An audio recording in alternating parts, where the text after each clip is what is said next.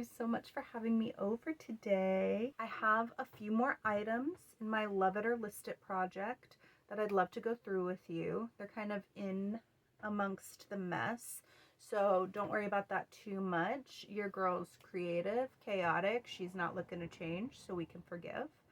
I do have two methods I tend to use when deciding if I'm going to keep a piece. One is a 3 compliment rule, the other is a style blitz.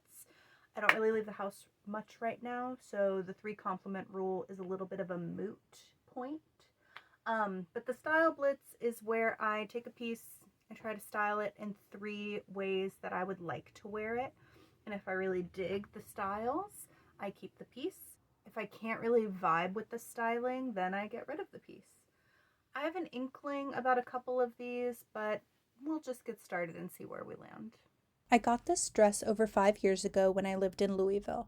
It is definitely giving me 2010s vibes, but I love the colors in it, and it fits into this lazy maximalist rule I have for dresses, which is where I don't have to do a lot of work to make an outfit interesting because the dress has a lot of color or pattern happening for me. I have a couple different shoe options that work well, from a more put together booty to an UGG, which just screams, I watched Laguna Beach as a tween, or I'm a chill girl that actually has no chill.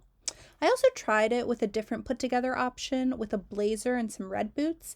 I think it still has some life left, so back into the closet it goes. Love. This scarf is also a 2010s throwback to my undergrad days. I was thinking it could go kind of coastal grandma meets downtown girl with the red Chelsea boots and collared sweater, and though it's cute, I don't think I'm as into the scarf as shawl thing. The last 2 outfits are basically variations on a theme with a top and pants, so it doesn't feel like I'm reaching my 3 look minimum. My imagination was not working with this admittedly very cute accessory, which is a certain sign that this item in question should be listed. This is a really interesting, unique shawl situation in a pretty periwinkle with a lettuce hem. I really think this piece is fairy core to a T, and I tried it over some separates because that felt the most difficult, and I think those combos were my favorites, but as for trying it over dresses, I thought to include a turtleneck sweater dress and this monochromatic maxi. Though the maxi is one of my favorite garments I own, the fit is not something I can see making use out of, and I'm really hoping someone who can embody the true whimsy of this accessory can find it once it's listed, because it is super special. This accessory surprised me with how much I enjoyed playing with it. I sort of love the concept of collars and have a couple. This one gives 2010s vibes. First we go casual, spicing up your basic graphic tee and jeans. Then I go with a high-necked situation because it's kind of what collars are made for, and the graphic nature of the white and black with red and blue accessories feels very, you can tell I tried, but I like my try-hard self, so joke's on you. Final fit is a lazy maximalist dream in this Poochie-inspired floral number with coordinating shoes, and I'm too into it. Love. So this skirt is perpetually in the Love It or List It pile. I got it in a size way bigger than it's made for me, so it's altered with like 3 inches taken out of the waist. I basically can wear it with a ton of different solid colored tops and coordinating shoes, but it feels very cool art teacher or millennial Sunday school teacher, which is not a vibe I hate, but is not a vibe I strive for. I think I'll have to venture into the world to see if I can utilize the 3 compliment rule. Sometimes it's important to wear the thing in daily life and not just in a style blitz, but don't be surprised if this gets listed pretty soonish. Similarly to the last skirt, I got this in a size way too big, and it's taken in like 4 inches at the waist. I really liked this and had a matching bodysuit and everything, plus a girl I went to school with whose style I loved had the same one, so I was super into the idea of owning the same skirt as her. However, every fit I make just doesn't hit it.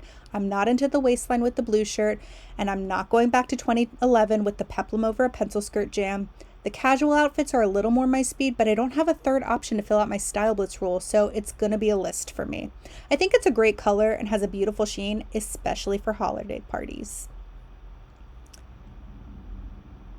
This jacket makes me feel middle-aged. My mother hates it when I say I'm middle-aged, and I'm not like trying to dress younger than I am or trick anyone into thinking I'm younger than I am, but I am pretty aware of how things can age me up or down, and I'm also not trying to trick anyone into thinking I'm older than I am.